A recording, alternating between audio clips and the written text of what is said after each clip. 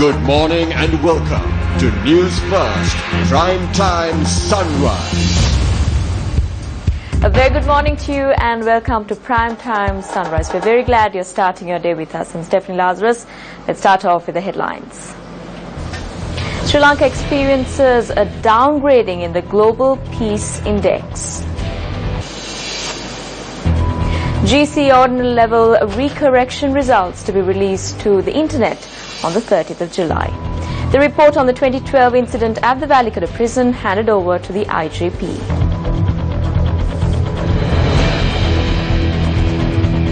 Now news in detail. Minister of Justice Vijayadasa Rajapaksa says that the report that was compiled regarding the incident that took place at the Valikada prison in 2012 has been forwarded to the Inspector General of Police.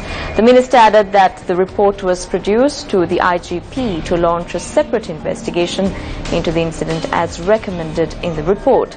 The three-member committee have presented a number of recommendations in the report with regard to the incident that took place in the Valikada prison, out of which the main recommendation is to provide compensation to the families of those who died and to those who were wounded. The three-member committee has gathered evidence and concluded the report, and they have presented it to us. The report includes a number of recommendations, one of which is to carry out a fresh police investigation regarding the incident. We have forwarded the report to the Inspector General of Police. We have not made certain contents of the report available for the media because investigations are going on.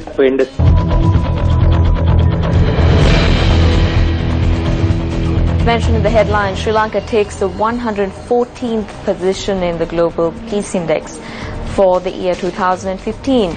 Sri Lanka was placed 105 last year and has been downgraded 9 positions this year. The Institute of Economics and Peace releases the Global Peace Index annually. The institute is based in Sydney and New York and comprises of 162 countries. Iceland tops the list and is the most peaceful nation this time around as well, while Syria has been listed as the least peaceful country. In the South Asian region, Bhutan is listed at the 18th position, Nepal in 62nd, Bangladesh in 84th, India in 143rd, Pakistan in the 154th and Afghanistan in 160th place.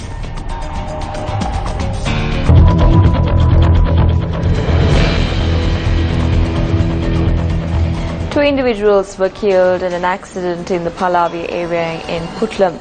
Police media spokesperson's office said that the accident occurred at around 7 last night when a motorcycle and a lorry collided with each other. Two youths aged 21 and 23 who were travelling in the motorcycle died in the accident. They were residents of the Kandakulye area in Kalpitia. The lorry driver involved in the accident has fled the scene. Investigations are currently underway to arrest the driver. Meanwhile, the Department of Examinations has announced that the results of the ordinary level examination papers that were subject for recorrection will be released on the 30th of July. Commissioner General of Examinations WMNJ Pushpakumara said that over 100,000 students had applied for recorrection of examination papers this time around. Results will be either sent to schools or to the residents of those who applied privately. In addition, the Commissioner General of Examinations says that measures are being taken to release the results via the internet. The Commissioner General of Examinations went on to note that the results will be released 1 month early in comparison to the previous years.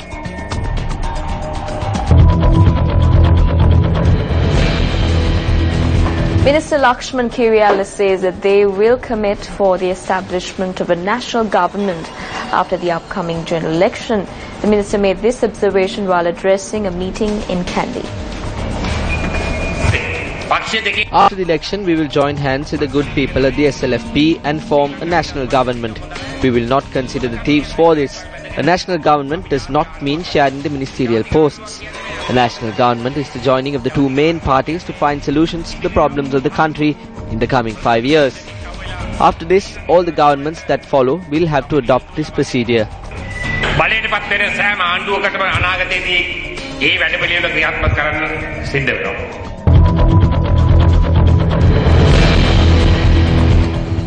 Leader of the JVP Anurakumar Dissanayake expressed these views at a rally held in Hanawura.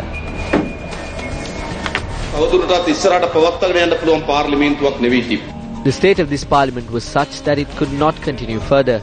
Since the 29th of April, nothing was passed in parliament. The parliament was unable to pass any law, act or amendment. Now the parliament has been dissolved and an election is to be held on the 17th of August. We all know that the month of August is the month where a crucial exam of the country is held. If they had not been idling after the passing of the 19th amendment to the constitution, there would have been a new government by now.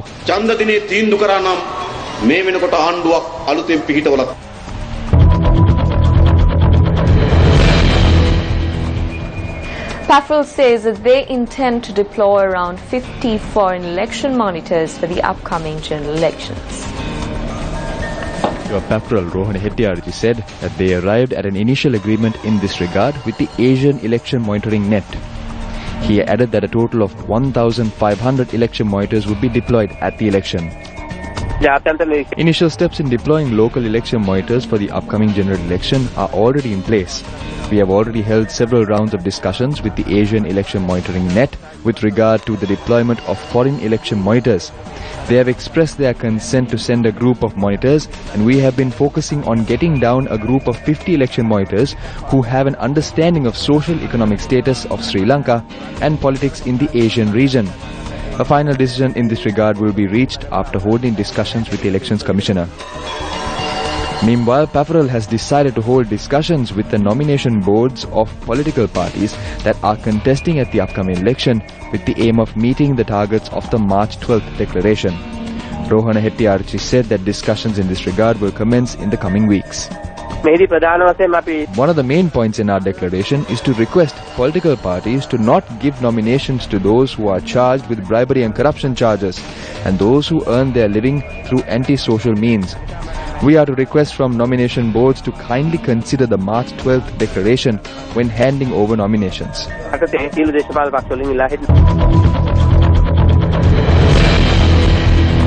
Primetime Sunrise. Remember, we are just a click away. You can simply log on to our website www.newsfirst.lk to know what's happening around you. I'm Stephanie Lazarus. Your latest news update will come your way at 8:55. Have a good day. Hotline 0114 896 896. www.newsfirst.lk. Feedback at newsfirst.lk.